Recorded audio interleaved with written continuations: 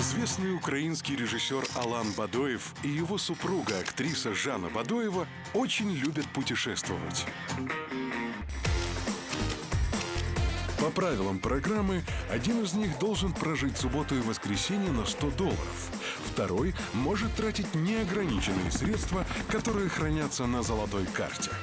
Чтобы решить, кто из них будет жить как миллионер, а кто будет учиться выживанию, Алан и Жанна перед каждым путешествием бросают монетку. И каждый раз все решает орел или решка. Привет! С вами Орел и Решка, и мы в столице Азербайджана, Баку, где живут потрясающие, веселые, темпераментные бакинцы. А главное, нефтяные магнаты. Я бы хотела пожить денечек, как нефтяная магнатка.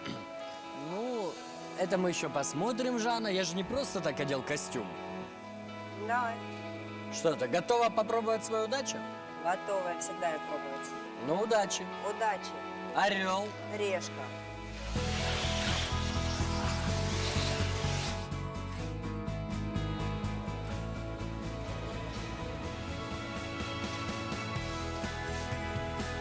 Ну что ж, теперь я настоящий монатный магнат. Мне так обидно, что это постоянство меня преследует. Ну что ж, идемте.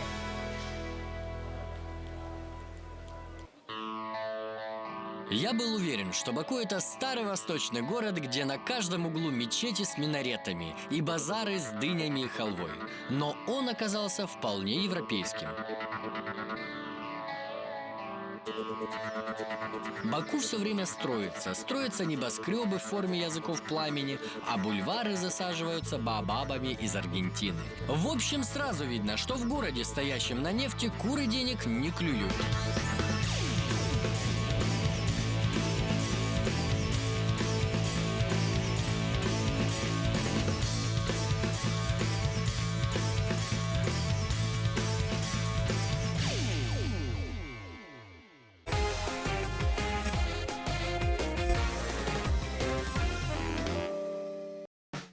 Баку – дорогой город для туристов. Номера в отелях стартуют от $50 за ночь. Пообедать в скромной забегаловке дешевле $10 не получится. А таксисты за пару километров возьмут минимум 5 манат. А это 50 гривен. А сколько стоит? В центр мне надо. 20? О нет, 20 дорого. Нет, спасибо, это дорого. Таким дорогим Баку стал потому, что Азербайджан – нефтяное государство. И все доходы от экспорта черного золота стекаются прямо сюда, в столицу. Извините, вы не подскажете, как можно в город добраться? Такси или на автобус? А где? Я не могу понять, тут я уже... Там, в конце 16 Вон там? Туда надо идти, да? Мне в город надо, в центр. Ура! Водитель согласился совершенно бесплатно подвезти меня в центр города. Так что радушие бакинцев – это не миф. Поехали!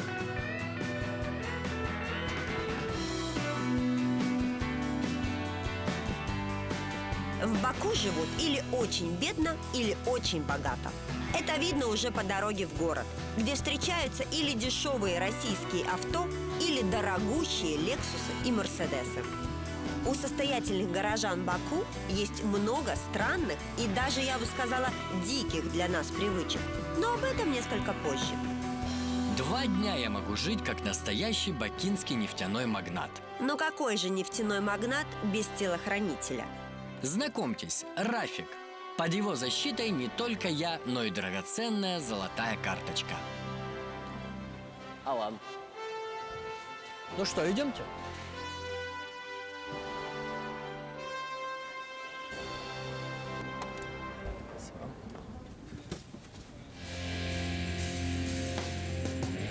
Да, так серьезно меня еще никогда не встречали.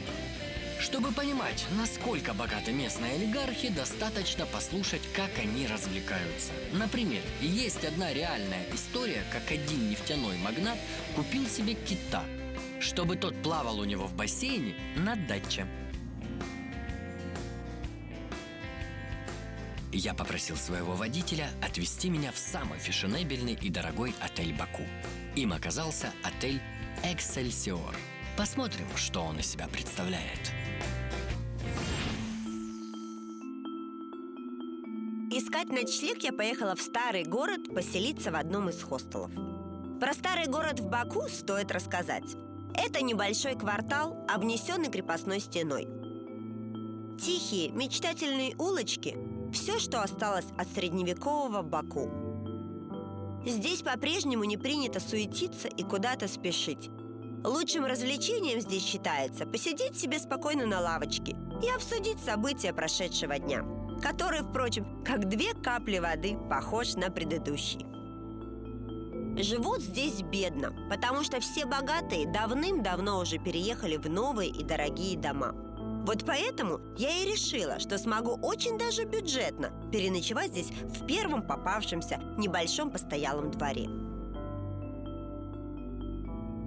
Когда я пришла в этот первый попавшийся отель, меня ждал неприятный сюрприз. 80 это дорого.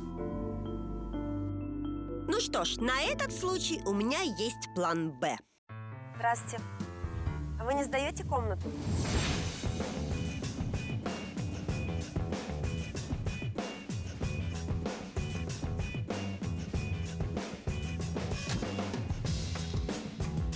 Ну что же, очень даже неплохо. И внутри, и снаружи отель довольно роскошный. Я хотел взять себе президентский номер, но он оказался занят каким-то президентом. Здравствуйте. Добро пожаловать. Спасибо. Пожалуйста. Стоило мне заикнуться о том, что мне нужна комната, как вокруг образовалась целая компания желающих помочь. Наконец-то я нашла, по-моему, идеальный вариант. За 15 манат. Это даже не комната, а спальное место в 2-комнатной квартире. Тут живет Сабира с дочкой Камилой и сыном Алмазом. Ванная, совмещенная с кухней. Спят все на одной кровати в спальне. А во 2-й комнате смотрят телевизор, принимают гостей и пьют чай.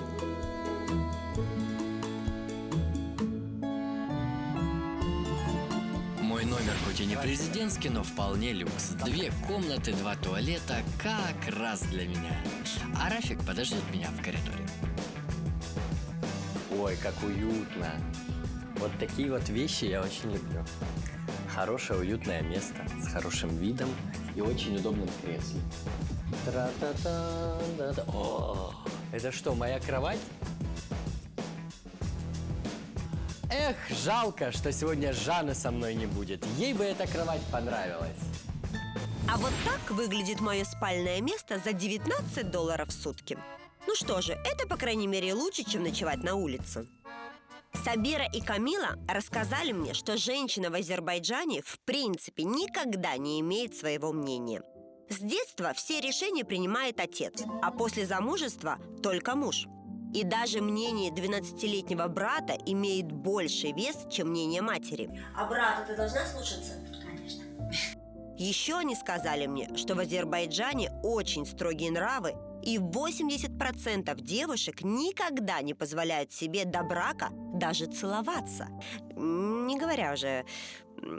Поэтому молодым парням здесь приходится очень нелегко. Представляете, какой уровень тестостерона в воздухе? Слушая хозяев, как-то стало мне не по себе.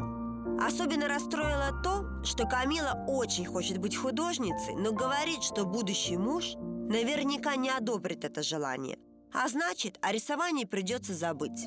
Вот вроде бы и недалеко Азербайджан от Украины, а нравы здесь еще те. Вот попробовал бы Алан запретить мне быть ведущей.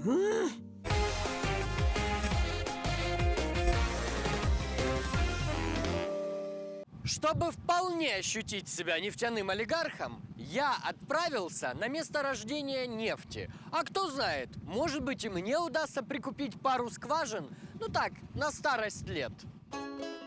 Азербайджану нефть приносит по 15-20 миллиардов долларов в год. И так, по прогнозам, будет еще 100 лет перед тем, как ее окончательно выкачают. Нельзя не отметить, что первую в мире скважину по добыче нефти пробурили именно в Баку. Благодаря нефти Баку быстрее всех развивался на Кавказе. Нефтяные магнаты строили себе дворцы и виллы. И поэтому одно время Баку даже назвали Кавказским Парижем. Знаменитая Нобелевская премия состоит не столько из того капитала, который Альфред Нобель заработал на динамите, сколько на добыче бакинской нефти. Представляете?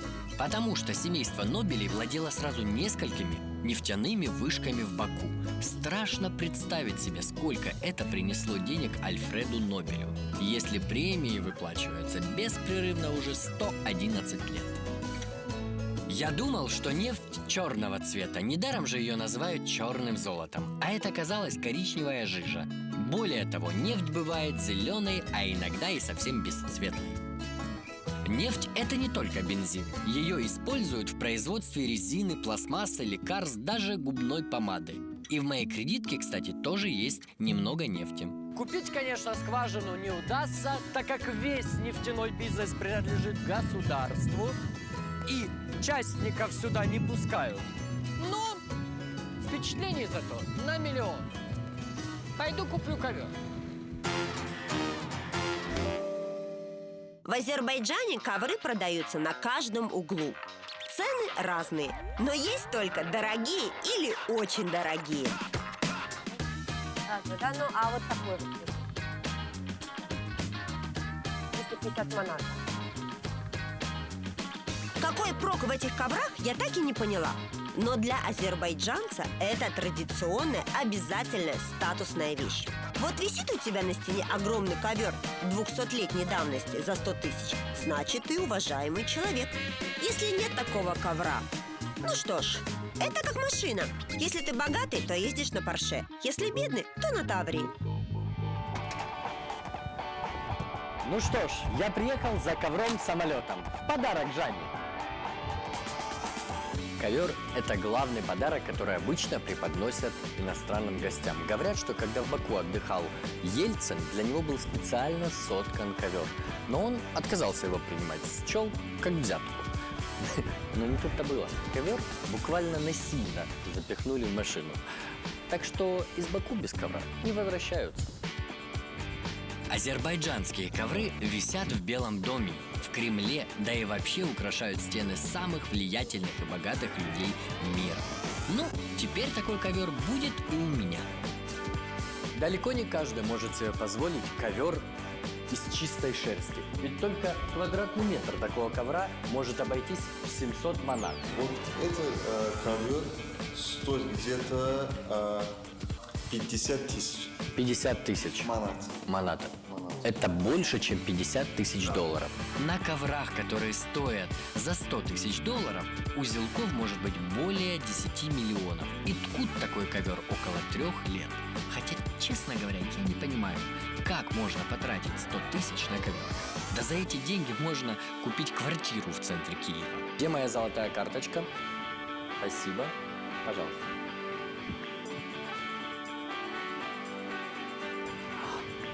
Простите, свой ковер я понесу сам. Спасибо.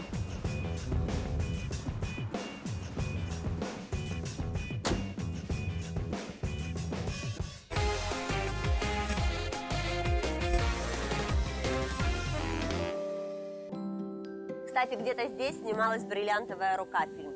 Сейчас я хочу найти это место. В старом городе Баку есть еще несколько интересных вещей. Где-то здесь есть памятник, который, кажется, вошел в 10 самых интересных памятников на свете. Это азербайджанский поэт Фахид. Его волосы и шея состоят из героев его произведений.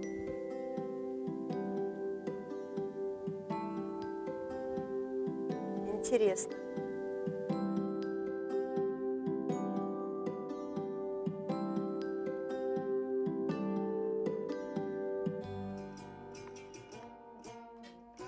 Гражданочка.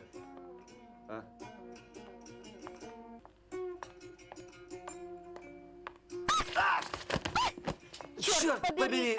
Черт побери! Черт побери! Здрасте! Ой, здравствуйте, здравствуйте. А расскажите, как это было, как съемки проходили? Во всяком случае, они были очень довольны. А с Никулиным вы общались, с Мироновым? Да, конечно. Они же не только здесь снимали. Они еще в этих улицах снимали. Помните кадр, когда стояла женщина, и он проходит. Да. Она его хотела затянуть к себе. О, ай, Бьохана Баден, Томас Каро Рональ, Бьем радили колоссален Джавид. Лючи парон, Лю. Леди, сеньора, фрау, мисс, к сожалению, ничего не выйдет. Руссо туристо. Облика морали, Ферштейн. Все, быстренько. А что ей надо? Если не знать, что именно здесь все и происходило, в жизни не догадаешься. Дерево, посаженное Никулиным, не обозначено никакой табличкой, а вывеска говорит не о фильме, а о том, что на первом этаже есть ксерокс. Насмотревшись на старый город, я решила насладиться панорамой Баку с самой высокой точки города – смотровой площадки телевизионной вышки. Общественный транспорт туда почему-то не ходит, поэтому мне пришлось воспользоваться услугами такси. Julie, I've had enough of you and Julie, 'cause I've had it all before.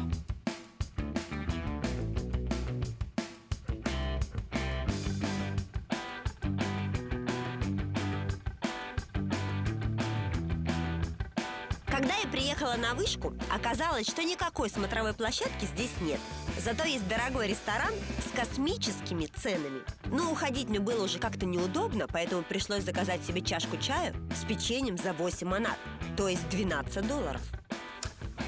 Помню, было дело, когда Алану не хватило 300 евро на наколку. Он меня позвал. Может, и мне поплакаться?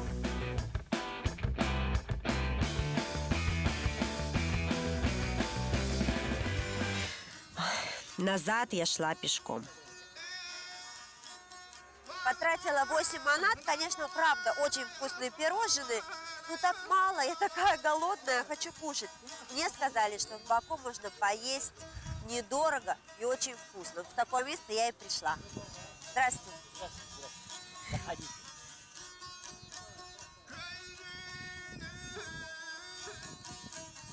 Как на даче. Заведение похоже на задний двор какого-то дома. Возможно, это так и есть. Готовят сами хозяева. Будем надеяться, что это съедобно. Посетителей совсем немного. Только компания мужчин, явно на обеденном перерыве. Меню здесь нет. Я просто попросила недорого накормить меня, и через пару минут принесли маринованные сливы, алычу, оливки, домашний йогурт, натуральный гранатовый сок, овощи, зелень, сыр и лаваш. И, наконец, горячие кебабы из баранины и картофеля. И я все это съела.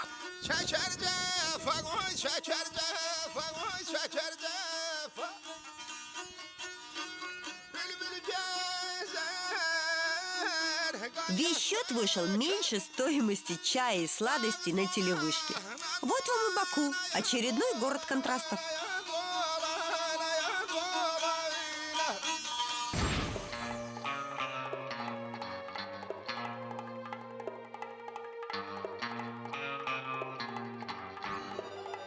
Для ужина я выбрал дорогое на вид заведение. Внутри все было обнадеживающе роскошно. Потрясающий вид на город. А вот в меню одни суши. Ну, кто в Баку ест суши? Здесь нужно есть кебабы, долму, шашлыки из баранины. Сразу уходить как-то стыдно. Еще подумать, что у меня денег нет. Придется поужинать здесь. Так, кстати, непривычно вам хочу сказать. Ходить с охранником за спиной. Мне все время казалось, что он и в туалет со мной пойдет. Странное ощущение. Бедные олигархи. Когда я ехала в Баку, я была уверена, что я увижу постсоветскую архитектуру города. Но местами Баку даже более европейский, чем Киев. Очень красиво.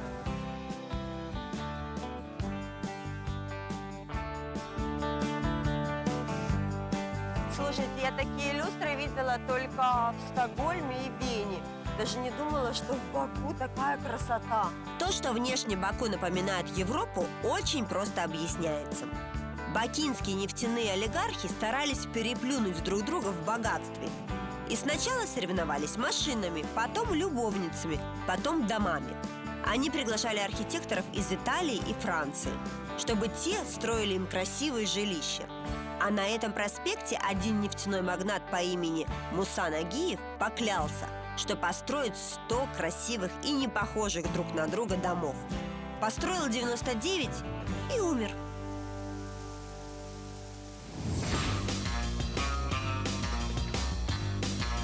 Суши были, конечно, очень вкусные. Заведение прекрасное, панорама, как и обещали, изумительная. Но я снова не увидел азиатского колорита.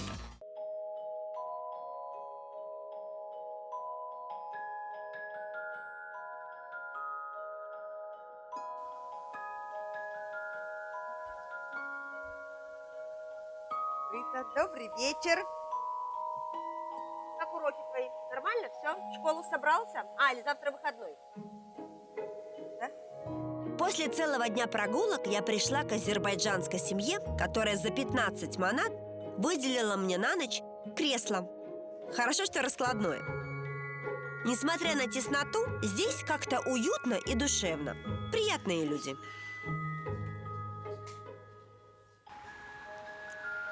Если вы думаете, что в 2 часа ночи я просто так здесь стою и жду с моря погоды, так вы ошибаетесь. Я жду автоши. Это люди достаточно состоятельные, которые покупают «Жигули» семерки, чтобы убивать их вдребезги. О, музыка, все прекрасно. Здравствуйте. Здравствуйте. Меня Алан зовут. Шукран меня зовут. Очень приятно. У нас есть человек, у него есть, например, X6, X5, один семерка. Есть у него этот Хаммер, еще один этот семерка, шестерка. Чтобы убивать. Да, чтобы вот, показывать там, шоу показывать, да, у нас. Наверное, вообще... повышенный адреналин в крови. Ну да, мы же горячая кровь. Ну это здорово. Знаем. А на иномарке это не получается? На иномарке на иномарке только скорость езжать. А на иномарке вообще этого не получается. Честно, сейчас их не разрешают. Раньше это было вообще много, знаешь. Тогда даже вот аварий много было. Да, такие дела. Возвращаясь к разговору об обычаях богатых азербайджанцев, нельзя не сказать об автоше. Смысл в том, чтобы покрасоваться перед друзьями, а потом выложить это видео в YouTube. Автоши – это богатые люди, которые специально покупают «Жигули» 7-й модели для того, чтобы выполнить на них сложные трюки и в конечном итоге разбить. Причем делать это нужно не на специальном стадионе, а в городском трафике. Автоши очень опасны. Каждый год происходят сотни аварий по их вине, даже со смертельным исходом. С ними сильно борется местная ГАИ, штрафуя и сажая автош в кутузку. Но молодых и горячих бакинцев это не останавливает. Каждый месяц они покупают себе новую семерку для того, чтобы растращить ее перед друзьями.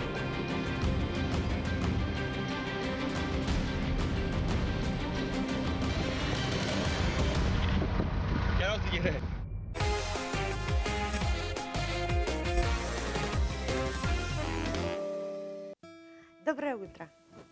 Ну что, идем? Потрясающие люди меня сегодня приняли ночью.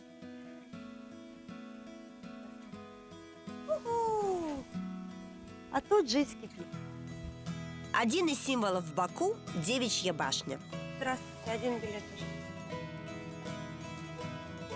Ее изображают на открытках, магнитах, на футболках. В общем, гордость Баку, окруженная легендами. А именно, когда-то один шах не разрешал своей дочери жениться на бедном парне. Он так боялся неравного брака, что велел построить неприступную крепость, куда и заточил красавицу-дочку. Когда башня была готова, девушка бросилась и разбилась. Казалось, это просто вымысел. Никакой принцессы не было. А девичья эта башня называется, как оказалось, потому что стены очень толстые, и поэтому ни один враг не мог добраться до этой башни. Она осталась девственно нетронутой. Девичья башня считается самым суицидным местом. почему-то именно девушки отсюда бросаются каждый раз, несмотря на охрану, которая тут находится постоянно, и ограждение. Может, местным девушкам нелегко живется здесь, в патриархальном обществе, но быть девушкой-туристкой в Баку очень приятно. Столько мужского внимания. Это просто так. Спасибо.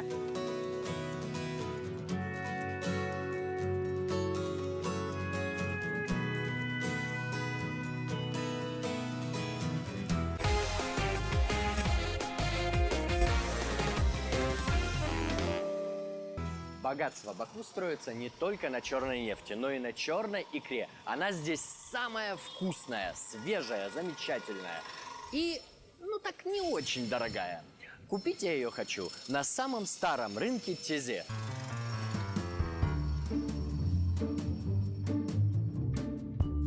Я ожидал увидеть лотки, где аккуратными горками лежит черная икра разных сортов. Вместо этого я увидел фрукты, овощи, мед, рыбу, птицу. Но я пришел-то не за этим. Есть все, что угодно.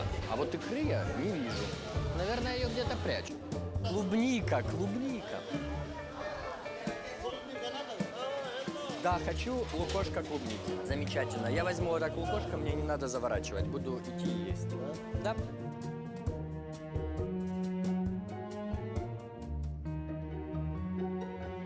Клубника клубникой, но я-то хочу икры, и чем дольше я не могу ее найти, тем больше мне ее хочется.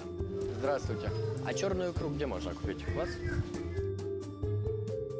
Я не очень понимаю в том, какая икра качественная. Вроде бы она не должна слипаться. Мы с Украины, просто... О! А скажите, а чем отличается вот эта икра от этой? Это белужья. Ага, по-моему, белужья это лучше. Да, считается, самая дорогая это белужья? Угу.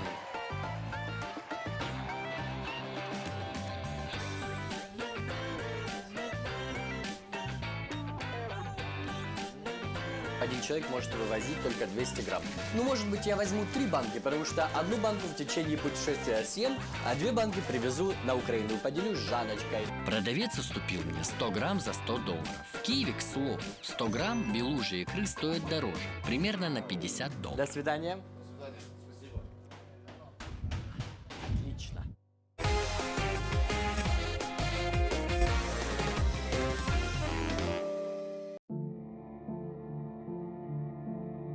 Женщин одних тут нет. Женщин только в сопровождении мужчин или с детьми. Вообще, жизнь местных женщин мне удивительна и непонятна. Они могут всю жизнь прожить в Баку, но так и не искупаться в Каспийском море. Только потому, что их не привел сюда муж. Конечно, такие уклады существуют в консервативных семьях, но их в Азербайджане большинство. Если все-таки муж найдет время и сходит со своей женой на Приморский бульвар, то это считается целым событием.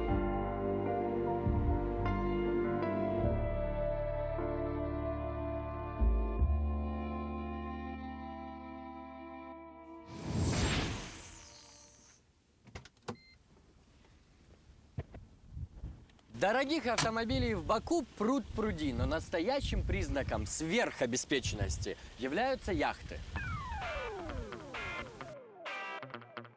Яхта в Баку, как и машина, должна быть большой. Поэтому я выбрал самую большую двухкорпусную яхту типа катамаран. Ну, на самом деле, это не типа катамаран. Это что ни на есть катамаран. Тут даже можно попрыгать вот тут вот.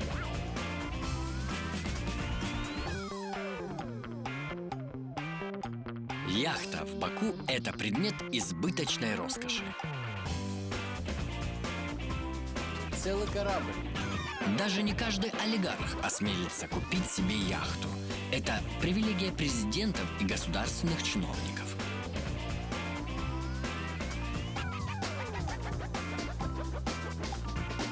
Пришло время пить шампанское.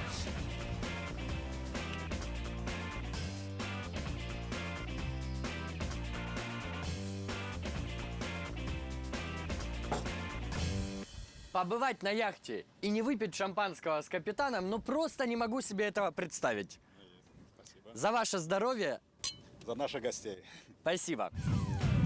Кстати, именно в Баку пробурили первую нефтяную скважину. И именно здесь пустили на воду первый нефтяной танкер. Говорят, прямо в море расположен город на сваях со своими пекарнями, со своими ресторанами, со своими больницами. Там добывают нефть, его называют нефтяные камни. Сейчас его объявили стратегическим объектом, поэтому ни одно судно подойти близко туда не может. Отличную яхту я все-таки взял.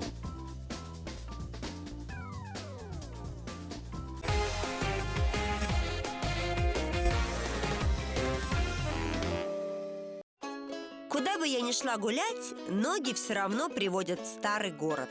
Здесь всегда тихо и малолюдно, а в воздухе пахнет хлебом. Тандырная, наверное, самая известная в Баку. Она как визитная карточка города.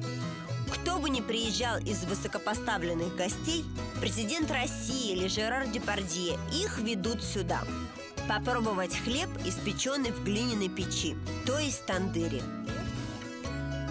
Меня пустили на кухню, и под присмотром хозяйки я быстро научилась делать вот такие бесформенные штуковины.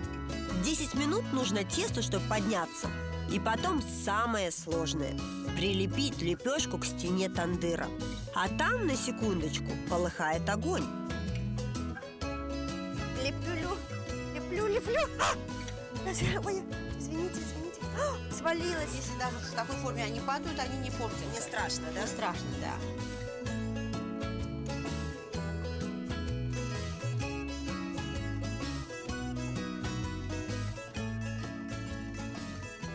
Ну, это прям сложная работа. Сложная. То есть я сделала 2, а она делает по 70, по 80. В празднике 120. Вот как. Одна лепешка стоит 1 манат. На наши деньги это гривен 10. То есть даже такие дорогие бытовые обыкновенные вещи не очень дешево.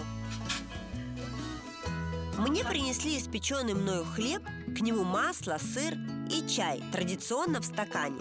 Армуды называется, что в переводе означает груша. Стакан действительно в форме груши. Вроде бы так чай дольше остается горячим. Вам процветания и всего хорошего. Все, удачи, счастливо. Фух, поела так, что теперь 3 дня не буду есть.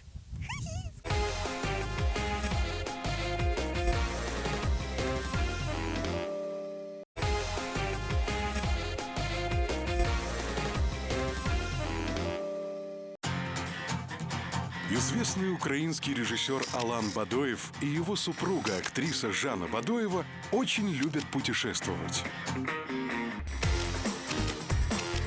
По правилам программы, один из них должен прожить субботу и воскресенье на $100. Второй может тратить неограниченные средства, которые хранятся на золотой карте. Чтобы решить, кто из них будет жить как миллионер, а кто будет учиться выживанию, Алан и Жанна перед каждым путешествием бросают монетку. И каждый раз все решает орел или решка. Все-таки кушать суши в Баку – это как-то глупо, поэтому сегодня я, наконец, решил попробовать национальную кухню. Гостеприимство этого ресторана начинается с порога. Здесь гости могут подготовить свой желудок разными сухофруктами.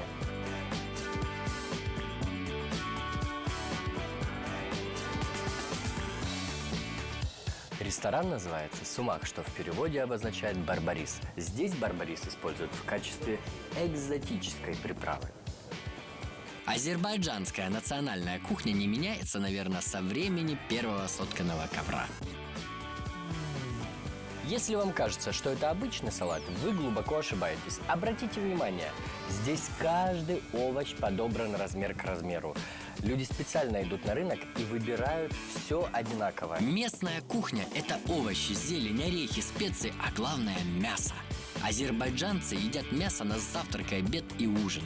Вегетарианцами в этой стране просто не становятся, потому что ни один нормальный азербайджанец не представляет своей жизни без баранины. Может, из-за своей мании к мясу кавказцы такие темпераментные. Главное мясо – это баранина. И мой вам совет. В мусульманских странах заказывайте всегда баранину. Свинину здесь не едят и готовить не умеют. Птица и говядина тоже получается обычной. А вот баранина – это что-то. В Киеве вы такой баранины не попробуете.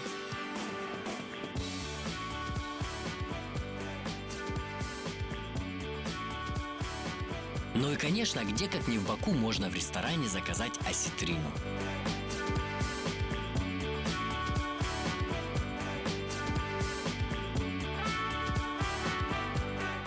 Осетрина приготовлена в тандыре. Вообще, Жанночка, конечно, должна меньше разговаривать, больше действовать. Кухня – вот призвание женщины. Баку мне понравился.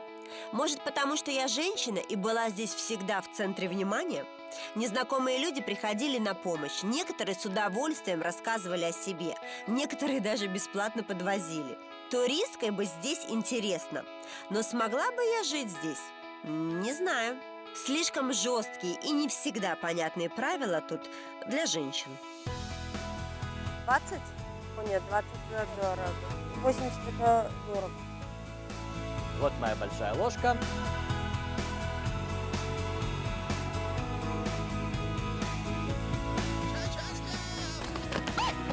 Черт побери!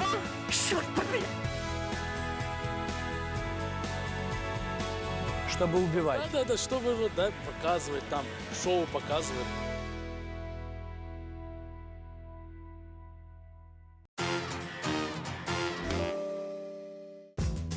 Так экономила, что остались еще деньги. На жилье я потратила $19. Это было не очень комфортно, зато я увидела, как живет простая бакинская семья. Ела я серьезно всего 2 раза. Но в целом еда обошлась мне больше, чем в $25. Один раз прокатилась в такси за 5 манат. А так только пешком. В общем, на ночлег и пропитание сотни хватит. Ну, с трудом. За 2 дня я потратил не самую рекордную сумму. Чуть более $8000.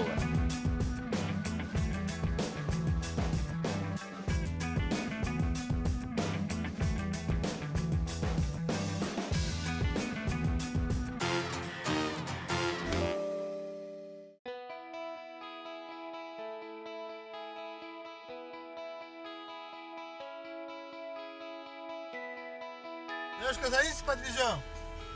Нет, спасибо. Почему? Спасибо, я замужем, спасибо. Вот Алан послал за вами. Вас послал за мной? Да. А зачем, подождите? Зачем? Боже, что происходит? Ой, подождите, у меня очки мои. Так, а вы точно Алана не похитили? А? Скажите мне. Не успокойтесь.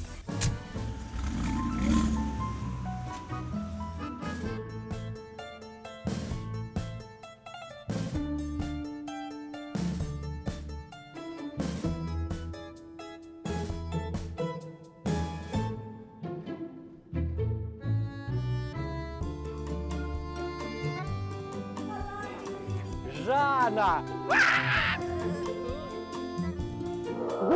Ну ты тоже даешь. Прислал мне 2 азербайджанцев. Ну ты тоже надумал, я чуть не умерла по дороге, конечно. Ну что ты, а как сюрприз тебе сделать иначе? Ну да, ну что ты, смотри, ты со своими деньжищами хорошо устроился. Ты знаешь, Жанна, здесь главное не деньги, здесь главное связи. Вот не было бы у нас с тобой связи, детка, не было бы тебя здесь. Ну да, логично. А как тебе здешний патриархат? Патриархат? Ну что, господи, патриархат как патриархат. Как дома. Яблочко порежь. А ножки тебе не помассировать? Ножки, кстати, помассировать и шкурочку. Вот это как дома, понимаете? Вот это как дома. Очень прекрасный город, очень замечательный, но только очень дорогой. Да, то, что дорогой, это факт. Слушай, ну а где ты была? Я был на нефтяных вышках, Жанна. Я была на телевышке, такой красивый. Она такая здоровая, такая огромная. А тут такой вид, город в облаках, конечно. А я ел суши. Хочу сказать, что традиционная еда здесь потрясающая. Суши Ты в лучше не Баку есть. ел суши? Да. Ну, ты красавчик, конечно.